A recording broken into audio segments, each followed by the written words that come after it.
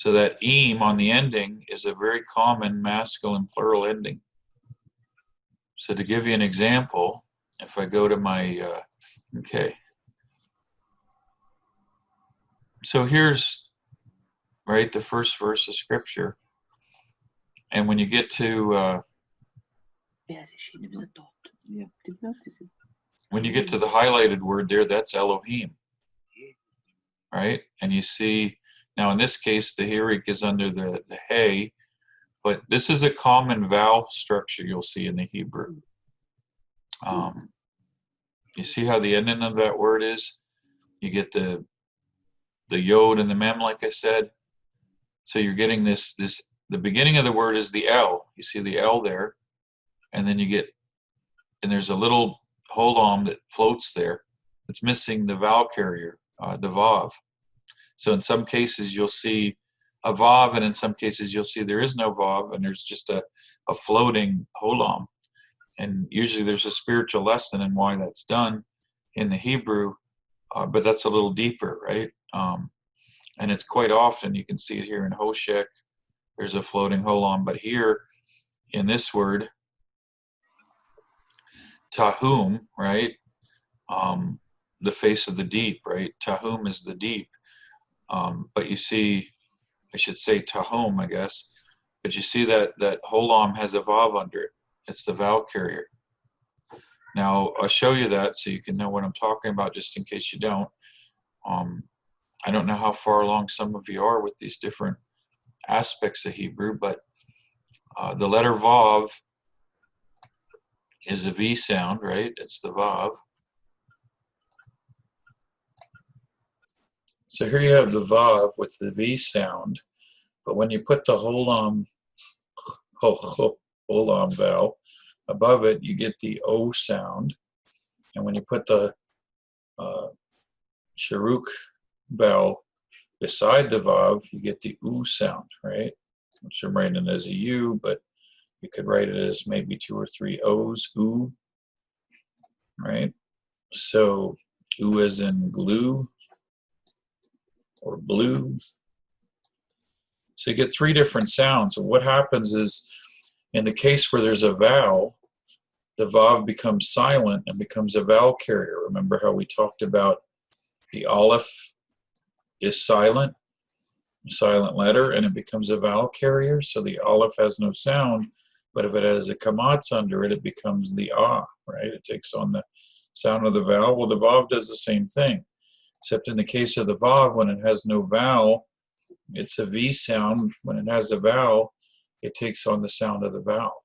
Now, in the case of the vav acting as a vowel carrier, it only has 2 vowels that will ever be attached to it as a vowel carrier, which is the holam and the sharuk. So you only get the U sound or the O sound.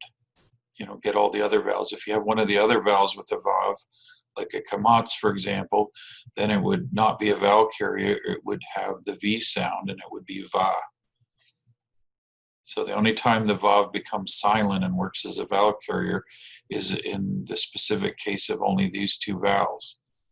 So like I said, sometimes what you have is you have the holam vowel floating between 2 letters with no vav underneath it. All right, that's what we started out with showing you here. Now, as far as the vav being a V sound, you may have heard people say that there was a W sound in the original Hebrew. And what I like to refer to that as is a type of fake news. You may have heard the term fake news thrown around nowadays, and saying that the V or the Vav sound was originally a W sound is fake news. The way the news works nowadays, right, and the way it's maybe to some extent always worked, is if you turn on the TV or the radio or whatever, and you see CNN and you see NBC, and you see now there's 100 of these, and you see the same news story covered by 50 different news networks. And the thing to be aware of when you see that is these 50 different news networks all have the same source. So there's somewhere that there's a source of this information, and all 50 of them are taking the same source and reporting it. Now they put their own spin on it sometimes, but they're all basically going back to the same story, the same source of that story. Well, that happens in the Bible, and with academics when it comes to the Bible, is that quite often they all go back to the same source. So you go out and you say, well, 50 different people are all saying this. It must be right. That's something that Nehemiah Gordon talks about. When you really start looking into it, you find out that all 50 sources are going back to the same, really just one source, right? And so the academics, it doesn't matter whether you're in the university in Germany or you're in the university in North America or you're in the university in Africa. Nowadays, once something's put out there in the academic circles, it goes out to all the universities, and then it's printed in 100 theories that you find out there with 50 universities and 50 books and so forth. They're all coming from the same source, just like I was saying about the news outlets. It's not really 50 different people saying it. It's 50 different people looking at the same source. And what Nehemiah Gordon made the point very well was, he said, they'll search high and low throughout the entire earth to try to support their narrative. I'm using terminology they use in modern times, right? Because this is something in our day with the news.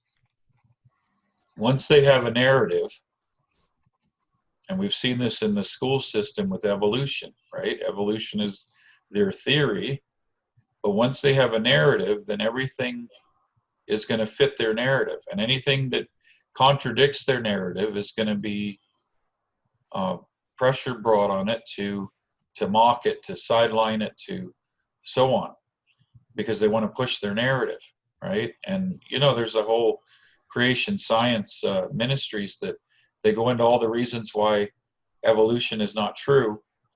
And the thing I remember them saying, because I took oceanography when I was at university, and in oceanography they say there's a certain amount of sediment that goes into the oceans each year, and if you extrapolate it back for the amount of sediment that's going in the oceans every year, the oceans could not be more than 60,000 years old, or they would have been oversaturated with the sediment. That's according to science. But yet they tell you that the oceans are 60 million years old. So that's a contradiction, right? Another one is the moon decays in its orbit every year by a very small amount. I don't know, I want to say 1/4 of a centimeter. So you have the Earth and you have the moon in its orbit going around the Earth. But every year the moon moves a little further from the Earth. A little further and a little further and a little further. And it's only a centimeter a year, or even a 1/4 of a centimeter a year. But again, this is what science says. But if you do the math, if the moon would have been moving away from the Earth for, and I'm going to throw a number out there, 60 million again. I don't remember if that's what they said, but it was something like that for the moon. The moon would long ago have been outside of the Earth's orbit. It would have gone off into space, because it's held in the orbit by the gravitational pull, but it's losing a little bit every year. So it's another contradiction. The math doesn't add up, in other words, right? But they have this narrative and they want to push the narrative. So they're going to make everything fit that narrative, right? And this is what one has to understand, how this relates to Hebrew, is you've got the science of linguistics. And just like any science, you can get some good things out of science. I mean, I'm thankful for my car and the light bulb and all these technological advances. And there's a part of science that, I mean, they make observations and they look at how things work and they design technologies, and there's nothing wrong with that. But there's an aspect of science where you had in the 1800s, and I've talked about this several times, the 1800s is a time period in history when it's like the Star Wars movies. The Force pushed, or the Empire struck back. You had the Protestant Reformation in the 1600s, and it took a while for them to regroup. And in the 1800s, they struck back. And in the 1800s, what you got was you know, Vaticanus and Sinaiticus, which are